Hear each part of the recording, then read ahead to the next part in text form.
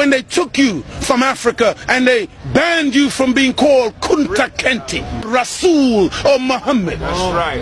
When they took us on that westerly course, then they forced us into their names. Teach. And they called us Smith, Jones, Robinson, Green, Brown, Hogg. A black man called Mr. White.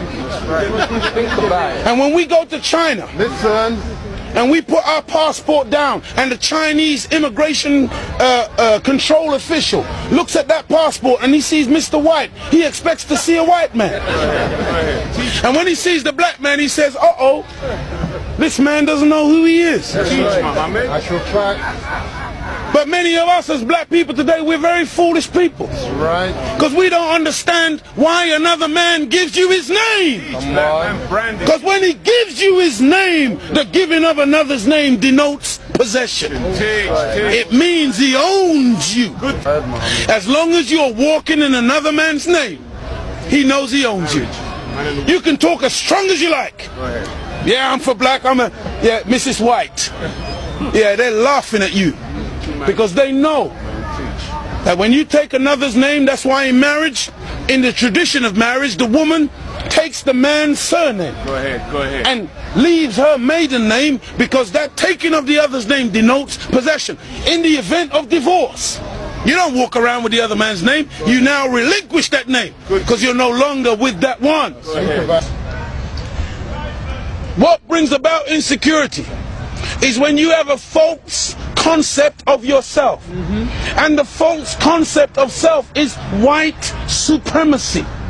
They believe that they are better because they are white. And as a result, see, when a man has that kind of silly mentality, Hitler had the silly mentality that the white man, the Aryan, is superior. So then at the Olympics, Jesse Owens kicks up all the Aryans. Hitler is outraged. He's angry. The white man pushing white supremacy. That's why they would cut off our penis when they would lynch us. Penis envy.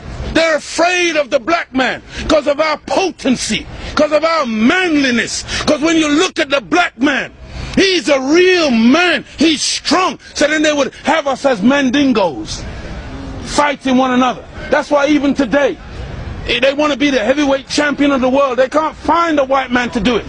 So they tried to turn a black man, Frank Bruno, into a white man. They called him the Great White Hope. They're desperate. We're not allowed to play golf. Why are we not allowed to play golf? Because we are inferior. We can't play the game. But let one black man into golf. Then all of a sudden there's a tiger in the woods. And he doesn't just play golf, he becomes the master. We're not allowed to play tennis. Let black people into tennis. We go straight to Wimbledon and win it in 1935. A black woman. Now Venus and Serena, they run out of opponents. They have to play each other. The white people cannot compete on an even playing field. They let us into athletics. You can't run like us. You let us into any field of endeavor, we dominate it. So they feel, and they become very afraid of anything that goes contrary. And so every time a black man stands up for black people, Martin Luther King, shot down. Malcolm X, shot down. Patrice Lumumba, shot down. Steve Biko, shot down. Everyone. Nelson Mandela, they locked him up for 27 years. We can count back 400 years of the most brutal treatment. Look, they took my name, my language, my culture. They killed my mother, my father, denied me religion, disallowed me to read or write for over 300 years. Reduced me to the level of an animal where they branded me on my chest, branded me on my buttocks with a branding iron. And they called me 3/5 of a human being in the American Constitution. Is that the act of a human being or the act of a devil? It's for you, you answer it. we're just calling white people names. No! We're just going on the basis of what we have experienced.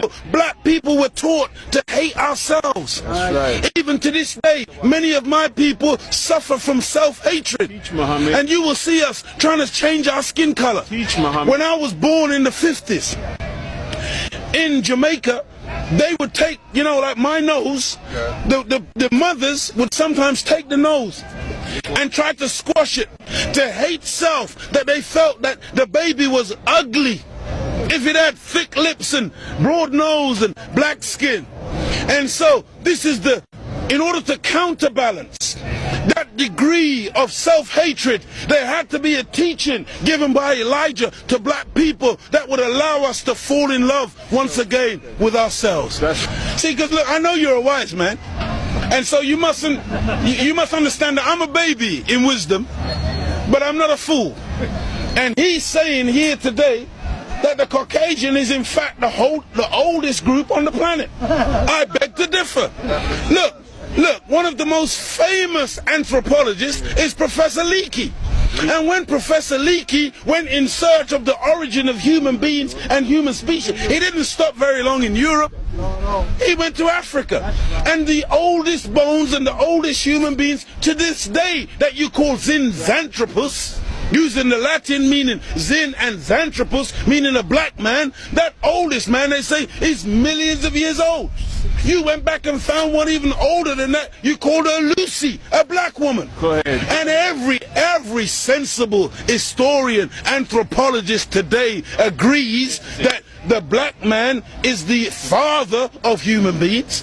Even your geneticist, Mr. Mendel. Go ahead, go ahead. You have Mendel's law. Go ahead. Mendel says that light eyes are recessive, light skin is recessive. You can take the recessive, the dark skin is dominant, the dark eyes are dominant. You can take the recessive from the dominant, but you can't get the dominant from the recessive. This is Mendel's law. And so all of your scientists have proved that you can't look. Black is not even a color. That's right. Black is the mother and father of all colors.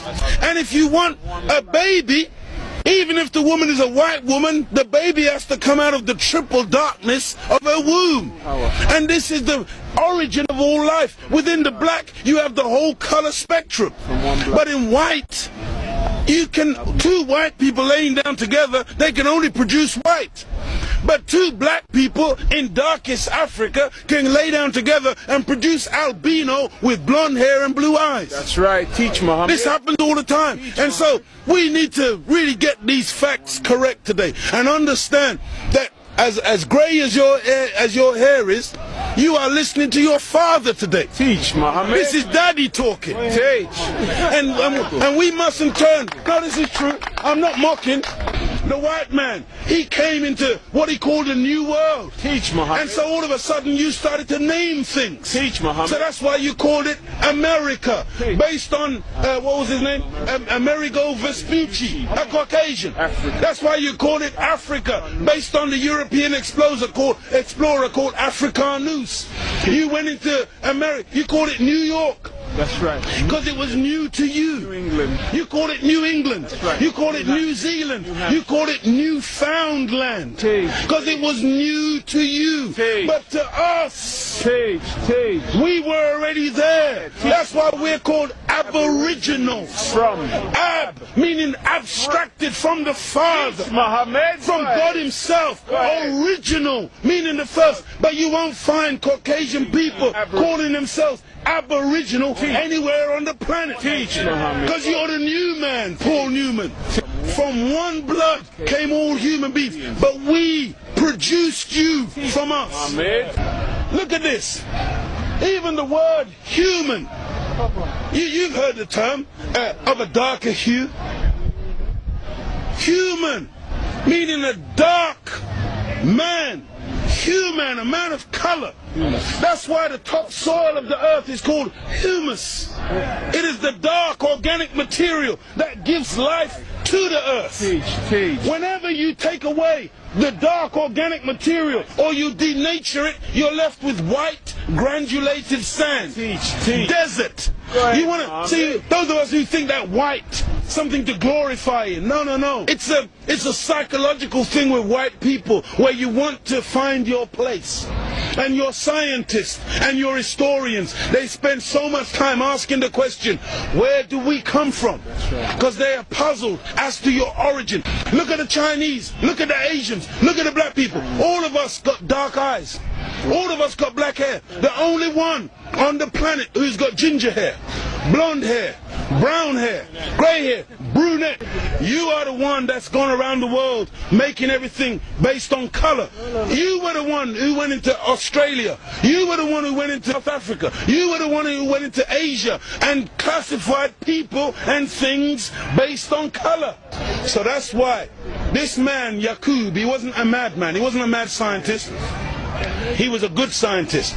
And the Caucasian person is a person who is anti-nature. That's why when the sun comes out, I'm energized. Me and the sun, we got a relationship. I love the sun. I don't need no sunscreen. I don't get cancer from the sun.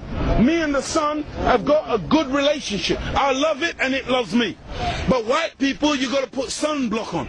You got to hide from the sun, because now you might get a little melanoma. Part of me on you, that means you're dead.